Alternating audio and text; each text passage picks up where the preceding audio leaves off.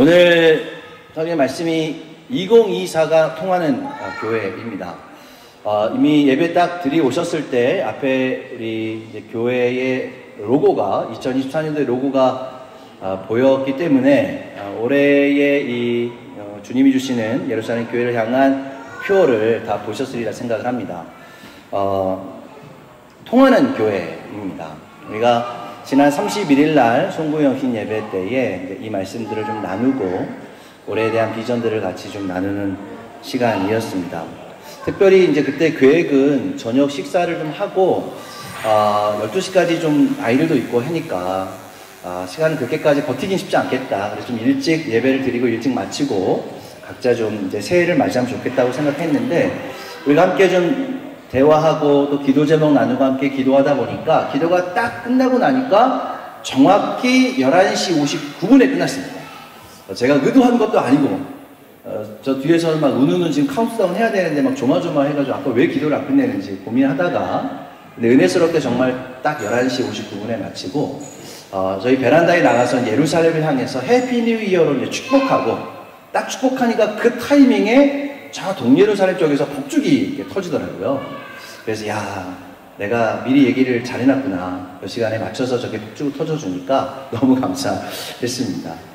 근데 또 소식은 나중에 이제 들었는데 테라비브 지역은 정확히 딱 그 자정 시간을 기점으로 해서 수많은 로켓이 날아왔다고 하더라고요. 그래서 거기는 이제 사이렌으로 새해를 맞이하고 또 저희를 또 폭죽과 또 예배를 통해서 새해를 또 맞이하게 이제 됐습니다. 오늘 2024년도 예루살렘 교회가 통하는 교회가 되기 위해서 우리가 대체 무엇을 통해야 되는가 라고 하는 첫 번째 말씀입니다. 이번 한 달간은 우리가 통하는 교회가 무엇인지를 말씀을 통해 계속적으로 좀 나누기를 소망하는데요. 저희가 이제 송구영신 예배 드리면서 오셨던 분들과 함께 우리가 앞으로 통하는 교회인데 무엇이 대체 통하면 좋겠느냐 한번 각자 좀 의견들을 좀 제가 여쭤봤습니다. 그래서 자연스럽게 우리 교회는 뭐가 통하면 좋겠다라고 했는데 그렇게 이제 이야기를 하고 보니까 이런 얘기를 했어요. 첫 번째, 통과하는 교회. 두 번째, 마음이 통하는 교회면 좋겠다. 세 번째는 소통하는 교회. 아리엘은 주의 길이 통하는 교회. 영이 통하는 교회. 이렇게 이제 통하는 교회에 다양한 의견들을 좀 주셨습니다. 그때쯤 저희 집에 있는 이 강아지도 자기도 이제 한마디 하겠다고 멍멍 짖더라고요. 그래서 그러면 개 통하는 교회 이렇게 얘기를 했습니다. 그래서 개가 통하고 개와 사람이 소통할 수 있는 개 통하는 교회다. 그때 이제 유준이가 마지막으로 통통하는 교회 이렇게 이제 통통한 교회 이렇게 얘기하더라고요. 얼마나 은혜스러운지. 그래 오늘은 예루살렘 교회가 좀 더 통통해져서 좋겠다. 숫자적으로도 그렇고 영적으로도 그렇고 또 우리의 모든 것이 영적으로 풍성하고 통통하게 이렇게 채워지는 그런 교회가 되면 좋겠다라고 하는 의미로 이 통통한 교회 이것도 너무 괜찮더라고요. 또 누군가는 성장통하는 교회 뭐 이런 얘기도 하더라고요. 그래서 이 성장통은 우리 끝났는데 근데 우리가 아마 이 청소년들이 이제 지금 성장통 우리 어린아이들이 지금 성장통을 알면서 잘하고 있잖아요. 아프기도 하지만 그 아프고 난 다음에 또 성숙해지고 더 성장해지고 더 튼튼해지는 것들을 경험하는 것처럼 예루살렘 교회는 여전히 우리가 성장통을 알고 있는 교회다 영적으로. 그래서 올해도 우리가 여러 일들을 겪겠지만 그런 가운데에서도 그 성장통을 통해 더 견고해지고 더 그렇게 아름다워지는 교회가 되기를 그렇게 소망했습니다. 그러면서 이제 제가 좀 기도하면서 각자 이렇게 물론 어떤 분들은 말씀 뽑기를 너무 이렇게 이렇게 뽑는 거 아니냐 이렇게 얘기를 하지만 저는 개인적으로 이제 말씀들을 좀 기도하면서 주신 말씀들을 좀 정리를 해봤어요. 그래서 각자 이제 그 말씀들을 뽑아서 나누었는데 정말로 모든 분들이 각자 필요한 말씀들을 또 받은 것 같습니다. 그날 또 못 오신 분들은 또 제가 개인적으로도 말씀을 준비했는데 또 그 말씀은 또 우리 다른 분들, 그때 못 오신 분들에게 또 말씀을 또 같이 나누면 너무 좋을 것 같습니다. 근데 제가 말씀을 준비하면서 통하는 교회라고 할 때 성경은 이 통한다는 걸 뭐라고 표현했을까? 그래서 정말로 통자가 들어가는 모든 단어를 다 찾았습니다. 그래서 이제 그 말씀에 주제가 다 있었는데요. 그 말씀의 주제들은 다 이런 말씀입니다. 형통, 능통, 통치, 통찰, 통역, 통달, 통솔, 통과. 이런 말씀들이 성경의 통하는 교회의 통자가 들어가는 말씀이더라고요. 근데 이제 모든 단어에 다 공통점이 있다면 통자, 통한다는 거죠. 뭔가를 이 과정들을 지나가야 된다라고 이야기를 하는 겁니다. 그래서 성경에 보니까 요셉은 성경에 형통한 은혜가 있었다라고 이야기를 합니다. 그리고 아볼로는 성경에 능통한 자라고 이야기를 하죠. 초대교회 안에서는 여러 은사들 가운데 덕을 세우는 통역의 은사가 있었다. 그 방언을 통변하고 통역하는 은사도 있었고, 실제적으로 이방인들과 유대인들이 함께, 헬라인들과 유대인들이 함께 모여서 성령 안에서 한 마음, 이 예배를 드릴 때에 성령 안에서 우리가 언어들을 이해하고 또 통역하는 은사들이 있었다라고 하는 것이죠. 이것이 또 이제 통역이라고 하는 의미로 성경은 기록하고 있습니다. 또 이 바울은 고린도 교회를 향해서 성령을 받아 통달하는 자가 되어라라고 권면을 하고 있었습니다. 그리고 다니엘과 세 친구들은 성경의 모든 지혜에 통찰하고 모든 지식에 통달한 자들이었더라, 이렇게 또 격려하면서 선포를 하고 있었다는 거죠. 그리고 이사갈 지파에게는 시세를 알고 마땅히 해야 될 일들을 하는 그런 이스라엘을 통솔하는 200명의 그 이사갈 지파의 사람들이 있었다라고 하는 그 통솔이라는 의미를 그렇게 사용을 했습니다. 그리고 모세와 여호수아에게는 형통의 은혜가 있었다라고 성경 기록하죠. 그러니까 이런 이제 수많은 이 통이 들어가는, 통하는 이 말씀들을 보면 다 하나님께서 그 사람들을 통하여 어떻게 일하시는지를 지금 각자 여러 가지의 말씀들로 말씀하고 있는 거죠. 각자에게 주어진 성경의 은사와 은혜들이 참 다양합니다. 이런 모든 것들이 이 교회 안에서 서로 통하고 연합될 때 그것이 가장 큰 교회에 건강해지고 통통해지고 그 안에 더 강력해지는 하나님의 방법이 되어지는 거죠.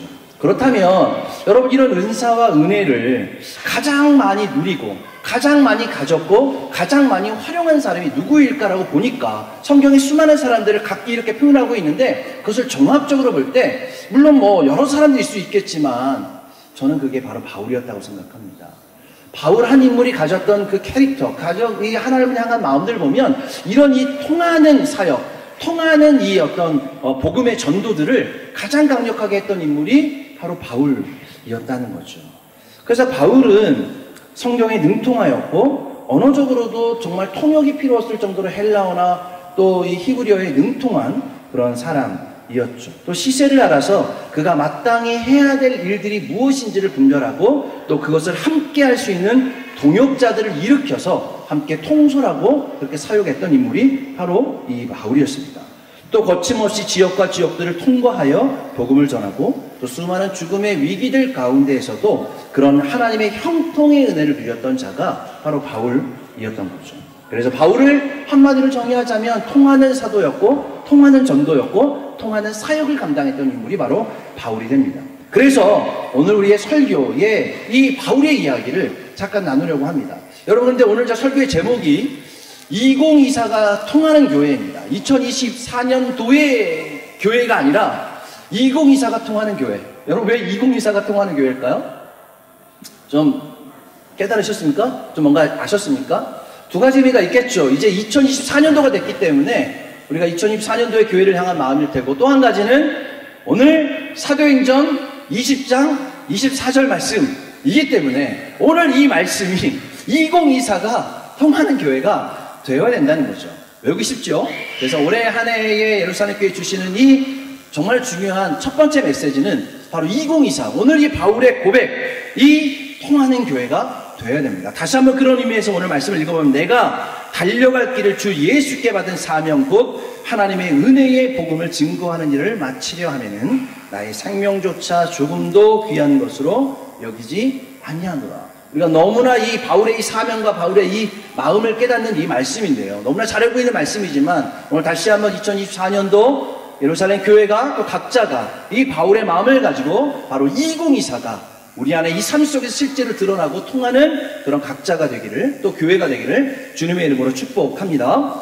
오늘 우리 사도행전 20장은 우리가 다 읽진 않았지만 바울이 이제 마지막 3차 전도여행을 끝나고 예루살렘으로 지금 돌아가서 마지막 그를 기다리고 있는 예루살렘 교회의 식구들을 만나기도 하지만, 또 한편으로는 그가 예루살렘에 가야 되는 중요한 목적 가운데 이제는 자신의 이 사명과 또 자신의 이 운명이 어떻게 마지막으로 달려가고 있는지를 너무나 잘 알고 있는 상태에서 지금 예루살렘으로 가고 있는 여정이었습니다. 그래서 그에게는 축복의 여정이기도 했지만 한편에는 그를 잡아서 죽이려고 하는 수많은 음모와 유대인들과 또한 이 로마의 정치인들이 지금 바울이 예루살렘에 오면 잡아서 죽이려고 하는, 재판을 세우려고 하는 이런 과정들을 바울은 너무나 잘 알고 있었다는 거죠.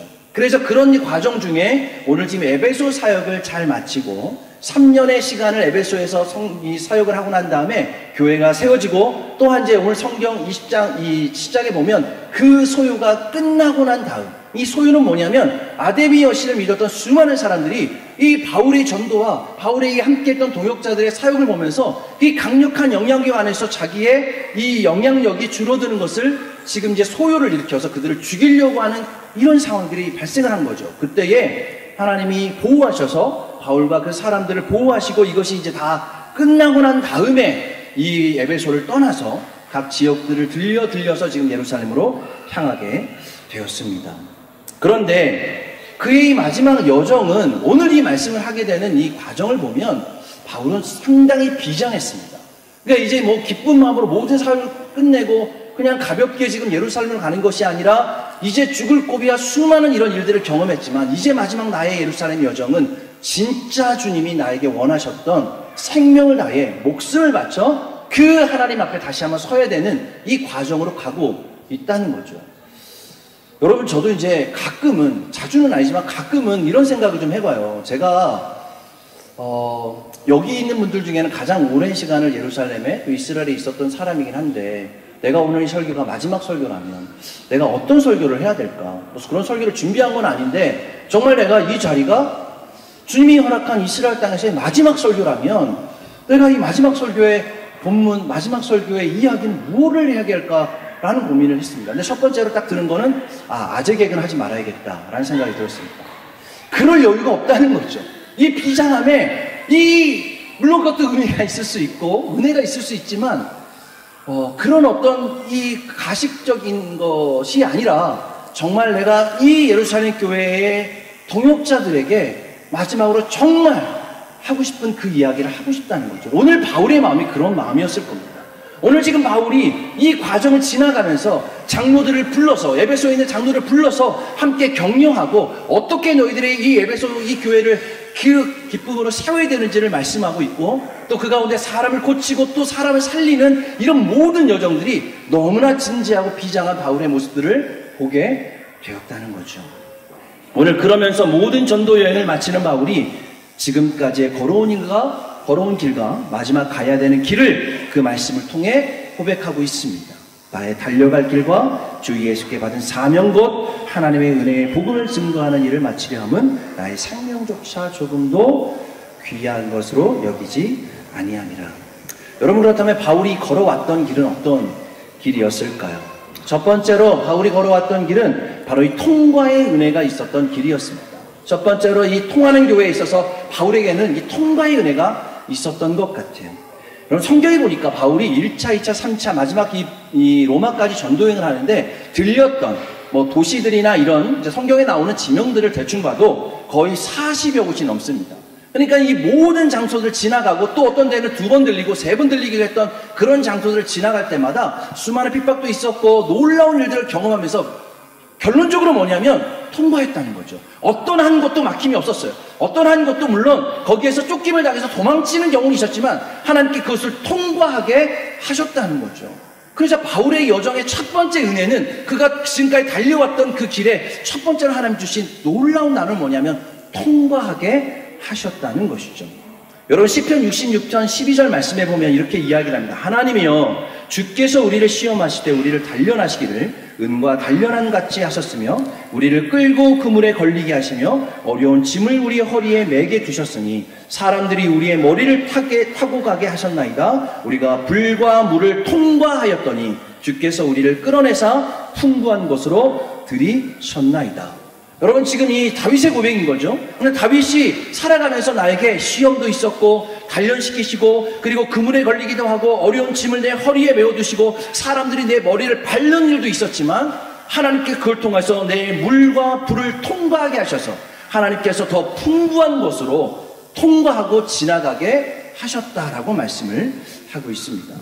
여러분, 성경에 우리가 아는 것처럼 바울이 어떤 일을 당했습니까? 고린도후서 이 11장 23절 이하에 보면 옥에 갇히기도 하고 매도 수없이 맞고 여러 번 죽을 뻔하였고 40에서 하나 가면 매를 5번이나 맞았고 3번 태장으로 맞고 1번 돌에 맞고 3번 파손하고 일주야를 깊은 바다에서 지냈으며 강의 위험과 강도의 위험과 동족의 위험과 이방인의 위험과 시인의 위험과 광야의 위험과 바다의 위험과 거짓 형제들의 위험을 당하고 여러 번 자지 못하고 줄이고 목마른 그런 과정들을 경험했다는 거죠. 그런데 결론적으로는 이것을 지나갔더라, 통과하게 하셨다라고 하는 것이죠. 그래서 바울이 어떤 사람이 됐습니까? 더 견고해지고 단련되어지고 이 은과 같이 단련함이 정금과 같은 자가 바울이 그렇게 되었다는 것이죠.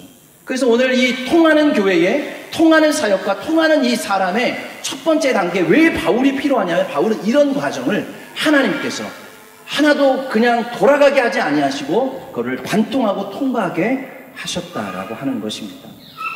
여러분, 올 한 해 저는 분명히 예언하건대 예루살렘 교회에 이런 일들을 경험할 것입니다.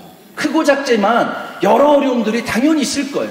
우리가 기대하기로는 이런 일들이 하나도 일어나지 않으면 좋지만 하나님의 관련, 하나님의 연단의 과정은 결코 우리를 아무것도 안 하고 순전하게 그냥 그렇게 곱게만 살게 하지 않는다는 거예요. 그거는 정말 고차원적으로 하나님 말씀하시면 그대로 살아내는 의인 정도나 가능한 것이지, 우리에게는 하나님은 어쩔 수 없이 하나님께서 그것을 깨닫게 하시는 과정에는 이렇게 바울이 경험한 것처럼, 다윗이 경험한 것처럼 그런 연단의 과정을 통하여 더 견고해지고 그것을 통과하게 하는 은혜들을 경험하면서 하나님이 살아계시다는 것을 우리가 경험하게 되는 거죠. 여러분, 이번 주에 이제 좀 이따 우리 다시 또 축복하고 소개하겠지만, 우리 기도해 주신 여기대한 성민사님이 1년 동안 정말 예루살렘 교회를, 우리 특별히 주일학교 아이들을 이렇게 섬겨주시고 또 이제 다음 주에 한국으로 들어가십니다. 근데 저희 입장에서는 완전히 들어가시는 거는 아니라고 보고 다시 오시리라고 믿죠. 왜냐하면 통과라고 하는 것은 가서 지나가는 거기도 하지만 지구가 동그랗니까 다른 나라도 몇 번 돌다가 다시 이스라엘에 다시 오시기를 그렇게 강력하게 기도를 하고 있습니다. 그러나 정말로 1년의 이 삶들을 돌아보면 하나님께서 그 여러 과정들을 통과하게 하셨다는 거죠. 그래서 하나님이 주신 그 시간을 기쁨으로 보내고 아이들을 사랑하고 또 그렇게 사역하면서 이 땅에서의 삶을 1차적으로 첫 번째 시즌을 마무리게 하시는 것이 얼마나 기쁜 일이고 감사한 일인가를 우리가 경험하게 되는 겁니다.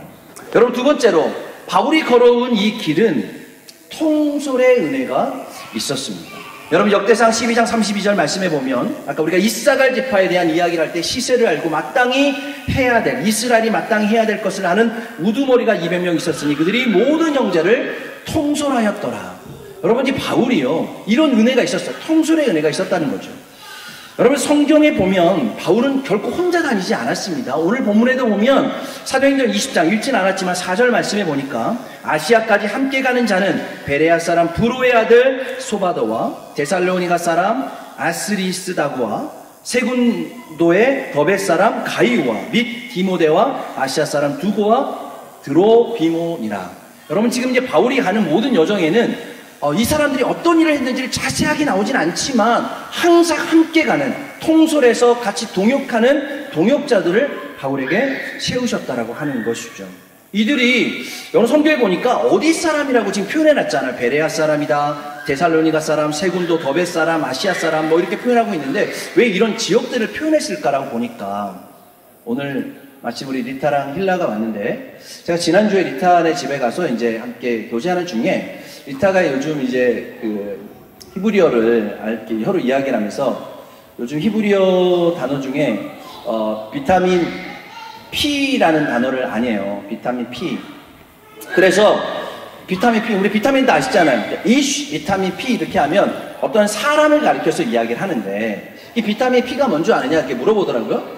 그래서 비타민 P, 비타민은 좋은 거니까. 그래서 비타민 우리가 보통 C나 D를 얘기하는데 P는 뭘까? 그래서 이제 그때에 얘기해 준 게 뭐냐면 이스라엘 살면서 너는 비타민 P 같은 사람이야 라고 하는 것이 어떤 의미냐면 저희는 그걸 너무 잘 경험해요. 여러분, 이스라엘에서 우리 행정 처리하고 어디 가서 이렇게 예약하고 가고 이런 게 보통 힘든 일이 아니잖아요. 사실 유대인들에게 그게 어려운 일이 아닌데, 그러니까 이제 거기를 갔을 때 이 한 사람만 알아도 그 심지어 비타콘 한 명만 알아도 그 앞에서 못 들어가는 것이 비타콘이 너 그래 너 나랑 아는 사람이야 해서 이제 들여보내주는 일도 있고 안 되는 일도 또 어떤 사람을 만나면 그 사람이 그 사람의 영향력으로 또 이렇게 시켜주고 또 해주는 이런 그런 사람이 필요한 건데 그런 사람을 가리켜서 비타민 B라고 한대요. 그래서 야 그렇구나. 우리가 사실 뭐 리타나 힐라가 있는 동안 우리 그런 일들을 참 많이 도와줬거든요. 저도 뭐 그런 일들 도와주기도 하지만 제 한계는 있는 거죠. 여러분 바울에게 있어서 오늘 이 나오는 이런 사람들은요 단순히 그냥 바울만 따라다니는 사람들이 아니었다는 거죠.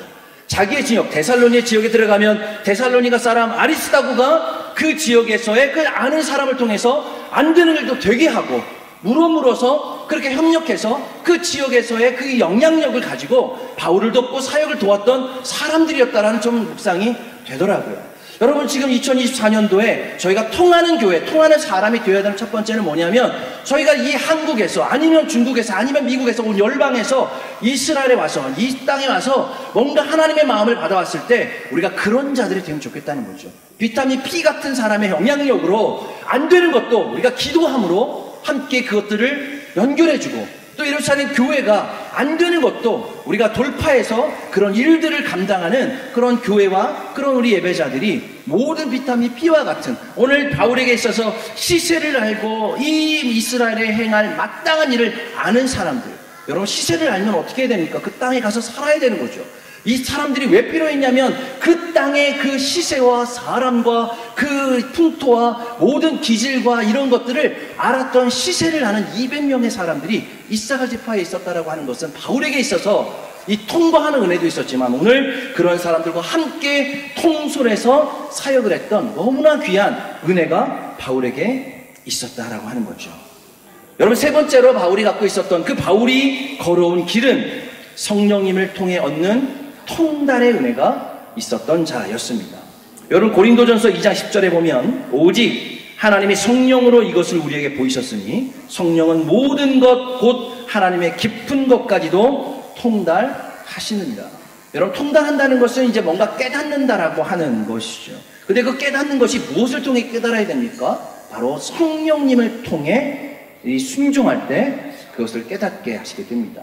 오늘 이 사도행전 20장 22절 말씀에 보면 내가 성령에 매어 예루살렘으로 향한다라고 고백하고 있습니다. 그리고 성령님이 말씀하셔서 그 성에서 환란이 너가 기다리고 있을 것이다 라고 지금 성령님이 바울에게 이야기해 주고 있다는 거죠. 그런데 그 성령님의 음성을 듣고 사실은 환란이 기다리고 있으니까 안 가도 되는 거지만 그것이 성령님이 그걸 통해서 말씀하셔서 그것을 너가 그렇기 때문에 그것을 통과하고 지나가야 된다라고 말씀하는 거에 지금 바울이 순종하고 나아가게 되는 거죠.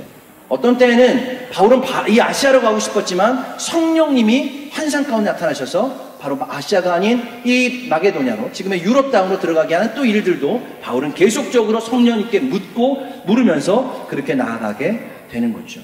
여러분 우리가 살아가면서 주님이 가라 하시면 가고 멈추라 하시면 멈추는 것이 쉬운 것 같지만 그것은 성령님의 음성에 예민하고 민감한 자들이 그것을 통해서 우리가 지금 가야 되는지 멈춰야 되는지를 분별하는 것이 너무나 중요하게 됩니다. 그래서 이 성령님, 이 바울이 그 3년 이상 이 바울의 전도 여행을 그 감당하면서 그 수많은 지역들을 다 무사히 통과할 수 있었던 것은 그의 경험도 아니고 그의 능력도 아닌 성령님의 말씀하시는 대로 그렇게 지나갔기 때문에 이 오늘 통솔의 은혜가 함께 있었다는 거죠. 여러분 마지막으로 바울이 걸어온 길은 통용의 은혜가 있었습니다. 여러분 우리가 다 아는 것도 통용은 서로 나누고 베풀고 그리고 그 사용하여서 전달되어지는 것을 우리가 통용이라고 이야기를 합니다. 여러분 바울이 나의 달려갈 길과 주에 받은 사명을 다할 때 자신의 생명조차 조금도 귀하게 여기지 않았다라고 이야기를 합니다. 근데 여기에서 이제 생명이라는 단어가 헬라어로는 푸시케라고 하는 단어인데 이 푸시케가 이제 우리가 사이콜로지라는 단어가 여기서 왔잖아요. 그러니까 사이콜로지가 우리 이제 심리학이라는 뜻인데 그래서 생명이라고 하는 이 의미는 사실은 푸시케라는 단어는 그러니까 생명이라는 뜻을 갖고 있지만 원래는 우리가 심리학이라는 게 뭡니까? 마음을 치료하는 것이잖아요. 그래서 마음이라는 의미를 갖고 있는 거죠. 여러분 사도행전 2장 41절에 보면 그 말을 받은 사람들은 세례를 받음에 그날의 제자의 수가 3,000이나 더했더라. 지금 이제 초대교회가 이러면서 복음이 이제 이 진보가 되면서 어떤 일이 일어났냐면 이 놀랍게도 복음을 전할 때마다 사람들이 막 주님께로 돌아오면서 그날에 3,000명의 숫자가 이 교회에 더해졌다. 근데 여러분 3,000명의 수라고 하는 이 수라는 단어가 뭐냐면 피슈케라는 단어를 썼어요. 그러니까 이거는 숫자를 개념으로 이야기한 게 아니라 3,000명의 영혼이 죽었다가 다시 생명을 얻었다라고 하는 거죠. 그러니까 여러분 우리가 교회로 올 수는 있습니다. 그러나 각 개인마다 주님께서 찾아가 주셔서 그 영혼이 죽었던 영혼이 이 세상의 수많은 우울증이든 마음의 어려움이든 그런 상처든 이런 것에 있었던 사람들이 오늘 그 말씀을 통해서 놀랍게 그 마음의 회복과 치료가 일어났다라고 그 3,000명의 수가 더해졌다라고 성경은 이야기를 하고 있다는 거죠. 여러분 우리가 너무나 통용하면 가장 이제 많이 언급하고 있는 것이 우리 초대교회가 자기의 물건을 통용하고 나누었다라고 이야기를 하잖아요. 믿는 무리가 한 마음과 한 뜻이 되어 모든 물건을 서로 통용하고 제 재물을 조금이라도 제 것이라 하는 이가 하나도 없었더라. 근데 여러분 여기서 한 마음과 한 뜻이라는 단어가 이 오늘 헬러로 보면 바로 이게 푸시케란 단어예요. 그러니까 지금 이제 한 뜻, 한 마음이라는 의미가 어떤 의미입니까? 한 마음을 가졌다니. 오늘 성경에 한 뜻이라는 단어가 그러니까 생명이라는 의미를 갖고 있었다는 거죠. 그렇게 할 수 있었던 너무나 중요한 이유는 그가 서로 통용할 수 있는 마음들이 생겼던 그 가장 중요한 이유는 그 무리 가운데 한 마음과 한 뜻, 한 생명으로 너의 생명도 나의 생명과 같고 너의 생명도 나의 생명과 같다라고 하는 그 생명을 서로 소유하고 나누고 통용했던 일들이 초대교회에 일어나게 되었습니다. 여러분 복음이 들어가고 전해지는 곳마다 바로 이렇게 살아나는 은혜가 있는 것이죠. 죽었던 생명이 살아나고 다시 한번 또 이 살아난 것이 기독교의 역사에 너무나도 중요하게 표현되어 있습니다.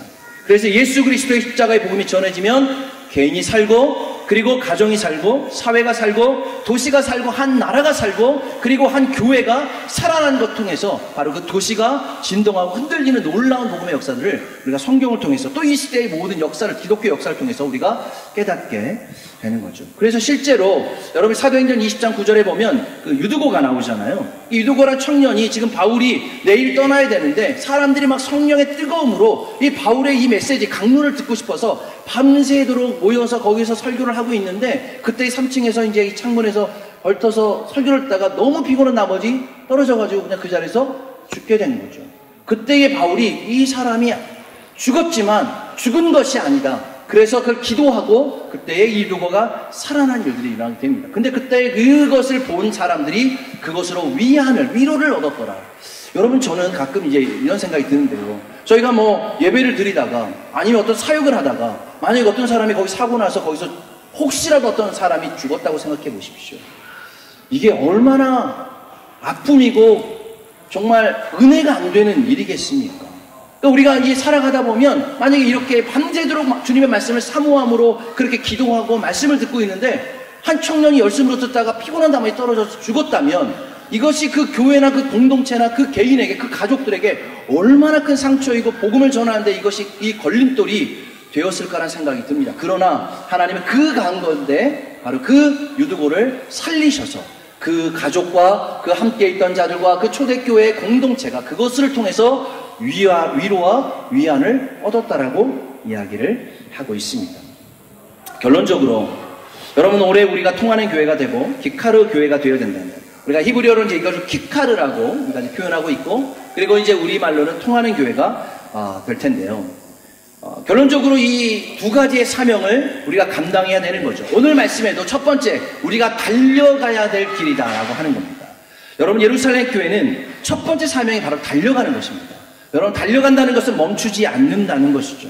키카르도 그곳 안에서 멈출 수가 없습니다. 그 키카르 원형 로타로에 들어가면 우리가 계속적으로 움직여야 되고 서로를 주시해야 되고 배려해야 되고 그리고 그 안에서 돌다가 자기의 영역과 자기의 시간 타이밍에 나가야 되는 것이 통과해야 되는 것이 그 키카르에 너무나 중요한 거죠.